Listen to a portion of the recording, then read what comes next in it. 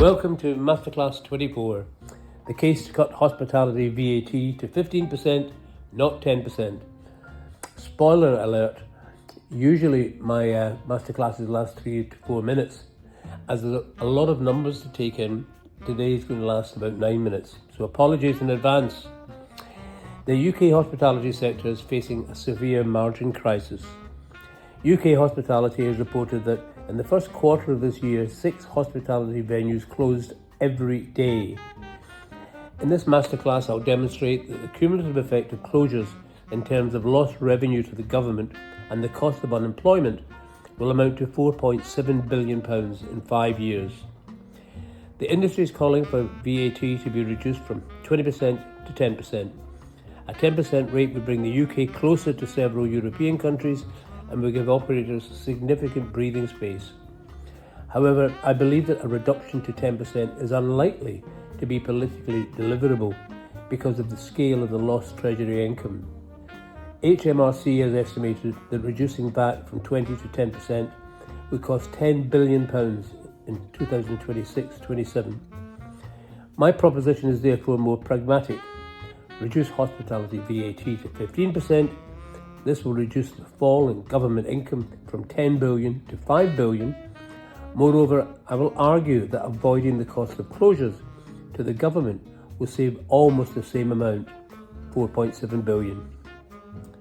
Kate Nichols of UK Hospitality quoted the statistic that prior to the cost increases, on average, restaurant profits were in the range 6 to 8%. She's pointed out that menu prices have risen by about 6%, while the cost of doing business has risen by between 8 and 12%. In other words, operators are absorbing costs they can't fully pass on to customers. If restaurant profits are in the range 6 to 8%, with a 6% menu price increase and 8% cost increase, the profit range has narrowed to 5 to 7%. The 12% cost increases reduce profits to 1 to 3%. For a calculation, I'll make a little later. Let's say that's a range of 3 to 5% after the increases. Excuse me. So something has to be done. Tom Kerridge has made the same point from a direct operating experience. Despite running some of the best known hospitality venues in the country, he's said that guest numbers are down by 15 to 20%, customer spend is down by a similar level, and some of his restaurants are operating at 100% cost, with one at 115%. In plain English, this means no profit in most cases and actual losses in another. When a restaurant closes, the loss is not only personal, local and cultural, it's fiscal. The closure of the Ginger Man in Brighton makes this point clearly. Ben and Pamela McKellar opened the Ginger Man in 1998 and built it into one of Brighton's most respected independent restaurants. Yet after nearly 3 decades, they announced it would close this year. Ben explained the problem directly. There's only so much revenue a small 30-seat restaurant can take, and with costs and the tax burden rising, the model is no longer sustainable for small independents. Pamela made the same point, but wider facing. She said that with her small restaurant was paying about £150,000 a year in VAT, as well as NI and business rates. That's why a closure is not just a private business failure, it's a public sector revenue loss. Using the Ginger Man as an example, their business generated around £250,000 a year in public sector revenue, made up approximately as follows: VAT, £150,000, employer NI, £35,000, employee PAYE, £30,000, and business rates, £35,000. Now, this is not a precise average for every restaurant, but it illustrates the point. When a viable restaurant closes, the Treasury and local government lose a stream of revenue. There's also a property use issue. If the same site is converted into residential use, the public sector income may fall to only a few £1,000s a year in council tax.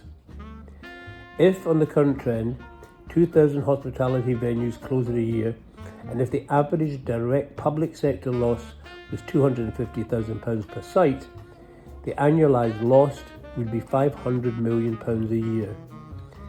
If this rate of closure continues every year, the fiscal cost in 2031 will be £2.5 billion, not including the impact on the cost of unemployment. At present, total annual packages for unemployed people can be around £20,000. If each restaurant employs 11 staff, that's 22,000 people a year being made unemployed at a cost of £440 million. So in 5 years, that's £2.2 billion, making a total impact of £4.7 billion, the number I cited at the beginning and which I will return to. It's therefore vital that we create a landscape which stems restaurant closures and protects jobs. The commercial logic is clear. A cut to 10% would give operators a badly needed breathing space. It could reduce prices, stimulate demand, and help prevent further closures. However, the fiscal cost is huge, £10 billion a year.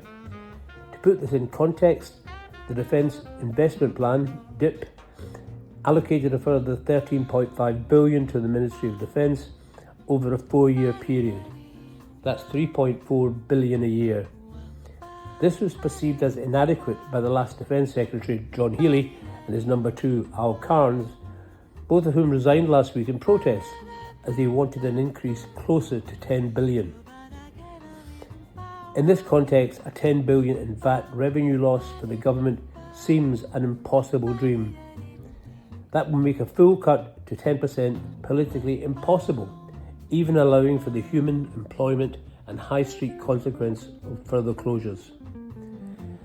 That's why I believe the industry should consider campaigning for a more politically deliverable compromise, a reduced hospitality VAT rate of 15%. That would still be a meaningful intervention. It would be simple to understand, significant enough to matter, and less expensive to the Treasury than a cut to 10%.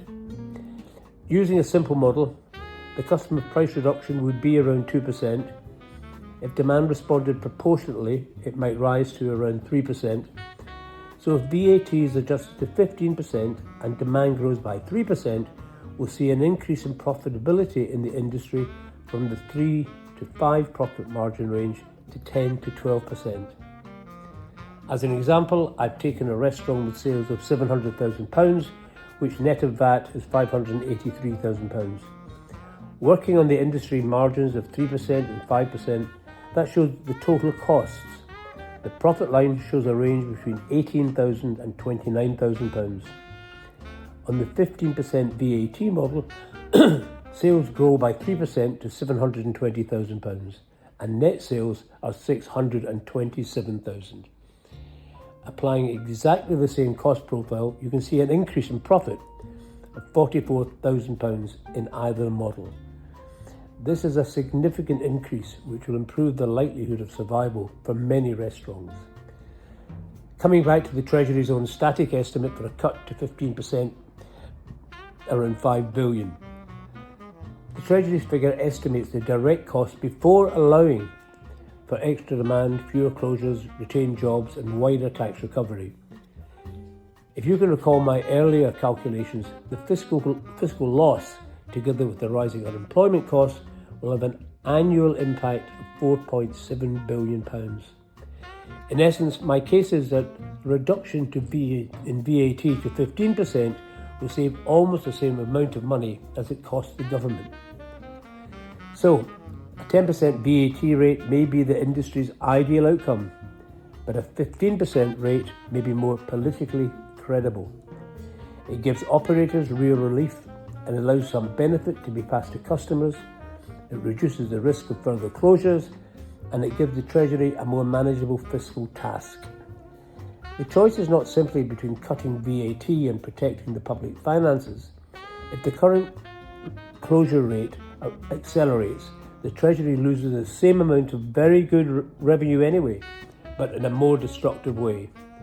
A restaurant that survives continues to employ people, pay rates, pay VAT, support suppliers and animate the high street. A restaurant that closes contributes nothing. So that's it. Thank you very much for listening. If you've got any questions or comments, please send me an email or a WhatsApp. In any event, I appreciate you tuning in and hope to see you next time. Bye-bye.